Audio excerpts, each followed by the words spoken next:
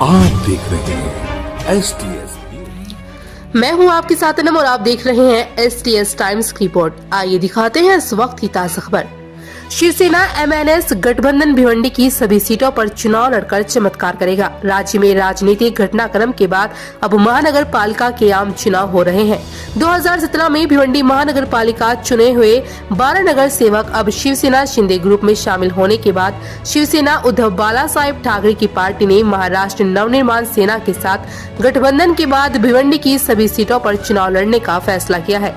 Deputy leader विश्वास थले ने बताया है, पहले शिवसेना कुछ इलाकों में थी, लेकिन जब से पार्टी में नए कार्यकर्ता शामिल हुए हैं, यह चुनाव और जोर शोर से लड़ा जाएगा और पार्टी 70 से 80 सीटों पर उम्मीदवार उतारेगी और 10 सीटें महाराष्ट्र नवनिर्माण सेना के लिए छोड़ी गई हैं, विश्वास जी ने बताया।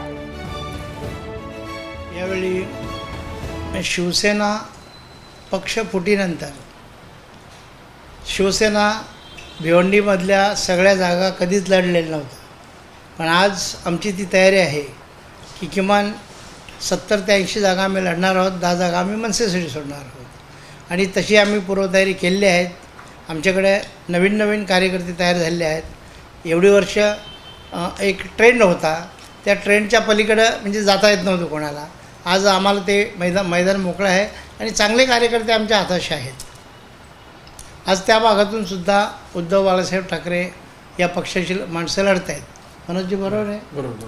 म्हणजे आतापर्यंत कुठं लढले नाही, तिथं सुद्धा आम्ही लढतो। यावेळेला निवडणूक लढवतो, जिंकण्यासाठी आटोकाट प्रयत्न करतो। शेवटी परिस्थिती अशी आहे की आज जे काही निवडणुकीचा ट्रेंड आपण बघतोय की रिझल्ट हे ठरवल्याप्रमाणे येतात आणि मग ज्या लोकांनी मतदान केलेलं असते ते पण संभ्रमामध्ये पडतं की आमची मतं गेली कुठं।